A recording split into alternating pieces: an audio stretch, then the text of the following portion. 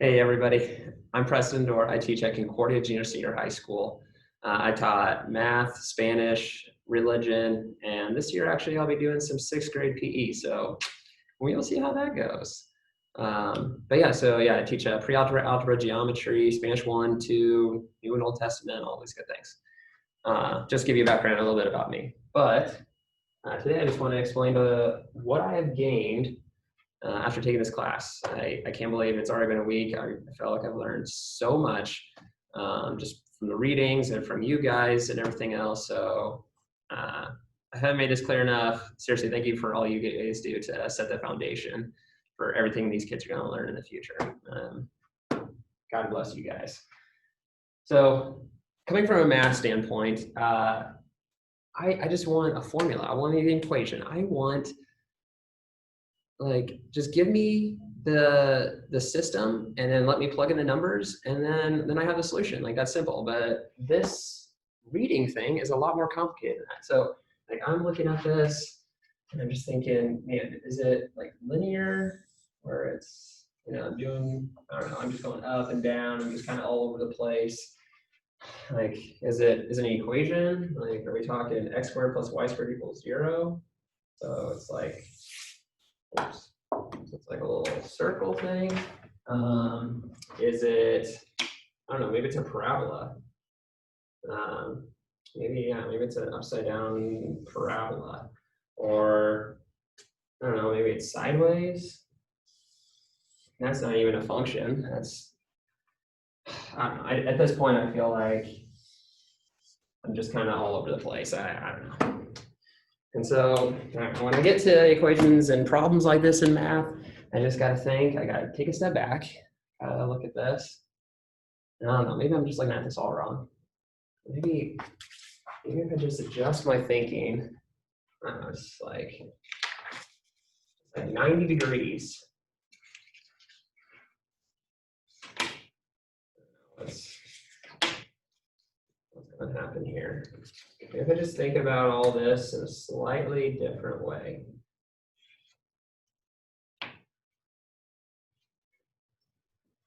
Did I get anything? This is more like an F. This is focus. I just gotta focus my attention here. So what are all the things we learned this week? We started out with alphabetic knowledge.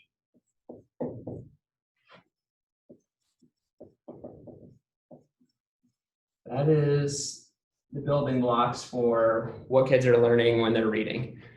And I just realized I spelled it wrong. I don't have the phonics yet. I don't even know how to spell this, but this alphabetic knowledge, I got my letters, I have my names, I know the sounds. I don't know how to put them together yet. I just know those basic things that you learn, kindergarten age. So, well, that brings me into my next point, I guess. This is my phonological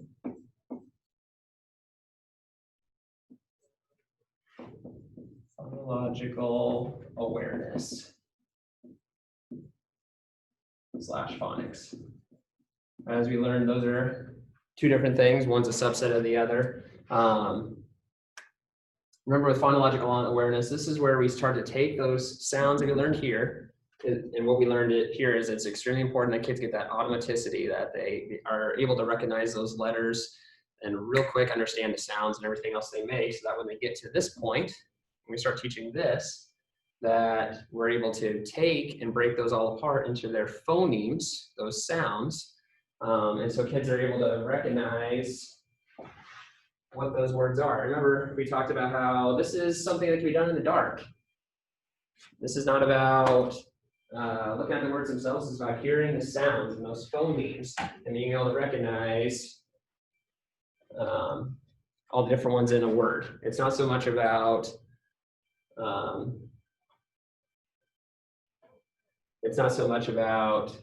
being able to read just yet. This is about just putting the letters together to decode and form a word. And as a Spanish teacher, if there's anything I'm learning from this, I need to spend a lot more time showing my kids how to put words together instead of memorizing. I'm almost doing this whole language approach to my Spanish class. I'm giving them a vocabulary list and saying, memorize these and how to say them.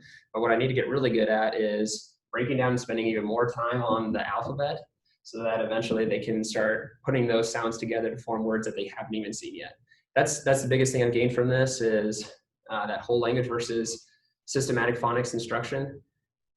It's so important that kids are able to learn things that they haven't even, or figure out for themselves, teach themselves things that they haven't even seen yet. So like whole language I've learned is a lot about memorization and seeing those sight words over and over until they get that. Because the science before said that kids learn naturally how to read. It's a natural thing. But what we've seen in the science now is it's not natural. It's something our brains are not wired for. Our brains are wired to hear things orally and communicate that way, but not through written language. And so that's something we've got to train our minds to be able to do. And that's what phonics allows us to do is giving kids the tools to decipher and decode those words on their own, even if they have never seen them before.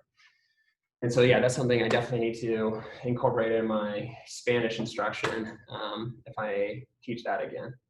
So we've gone from letters to words, and then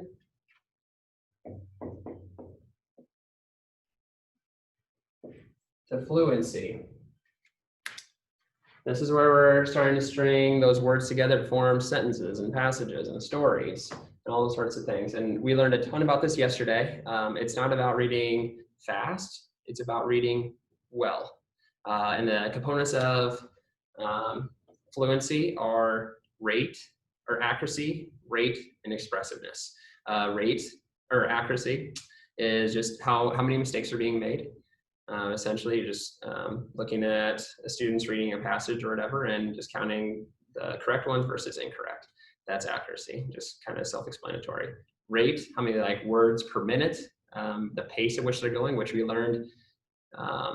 We don't want kids to read unbelievably fast. I mean, that's great that they have those great phonological skills, but from what we've learned, it doesn't have a huge correlation to being able to comprehend well, because the brain is wired to comprehend things at a spoken language. So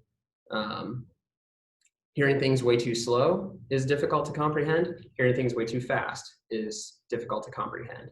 We want it right in that sweet spot, that 50th percentile that we talked about yesterday. We're talking about fluency. And then expressiveness. Expressiveness is putting that intonation in your voice, pausing when you need to, recognizing the grammar, the punctuation. So is it a question or it's an exclamation point or whatever it is?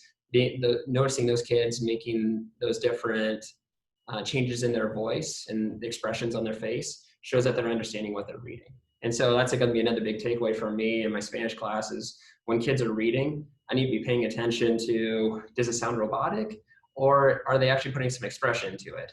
If it's robotic, chances are, cool, again, they understand the phonics behind it and they can pronounce the words correctly, but there's a good chance that they don't know what they're actually reading or comprehending the meaning behind it.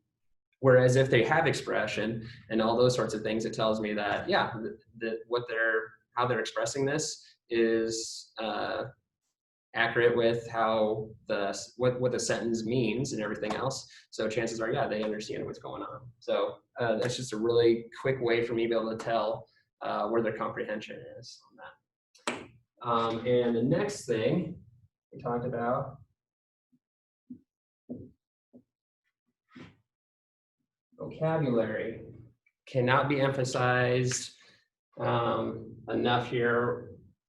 When kids have a good context, when they have background knowledge, even if these other skills are lacking a little bit, this carries them through, or it can. They talked about that baseball story that we talked about in our reading. When kids had a background knew different things about baseball, they were able to comprehend that story really well versus kids who didn't have that background knowledge. And regardless of where they were at on their fluency skills, kids with even high fluency, but if they didn't have that great background knowledge, still didn't do that great. But even kids with a low fluency, but they had great context and they had great background knowledge, were still able to comprehend really well. So yeah, that cannot be emphasized enough. And I think that's something I make a mistake on in my Spanish classes. I emphasize almost too much probably on the grammar aspect of it, being able to conjugate verbs and form those sentences and questions and all those sorts of things. When really, if I want kids just to be able to read and hear language, the Spanish language being spoken to them, even if they don't know all the grammar and everything else, but they know the verb, even if they're not conjugating it correctly, but they know the verb and they know all the different words around it, they can probably figure out what's going on. And so if my ultimate goal is comprehension, not so much being able to have perfect grammar, vocabulary is probably where I need to spend more of my time, I'm realizing. So I'm going to definitely take that with me as well. And then last thing, from what we talked about kind of throughout, these are the letters. When we take those letters, form words to eventually read passages. Using that background knowledge, having that vocabulary is what eventually leads to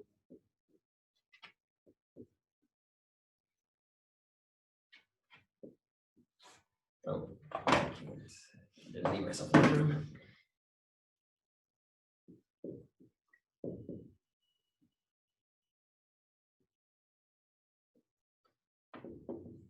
Comprehension. That's what this is really about. The reason why we have a written language is to be able to communicate. And if you can comprehend what someone is trying to say, what the meaning is, that's the ultimate goal. Using all of these things. But the biggest thing I'm taking from all this is all of this needs to get put together in a systematic approach.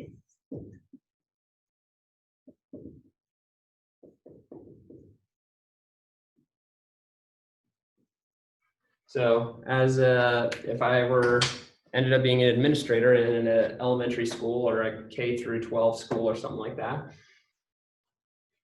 this is where I really got to guide my teachers to have a scope and sequence, to have a routine. Because even if you are, doing activities that emphasize all these things, that's great. But if you don't have a specific routine, a system that you're starting here and you're going here, it's going to make all this a lot more difficult. So that's kind of what it talked about in our reading, is how without a system in place, these things get lost. So that would be something, in an administrator role, I'd want to make sure that I'm being aware of. So basically with all that, thank you guys for everything. I've learned so much this week. I really appreciate it. I'm going to continue to keep striving to learn more about this and keep getting stories from you guys, from you elementary teachers and everything else. I really appreciate it. Thank you.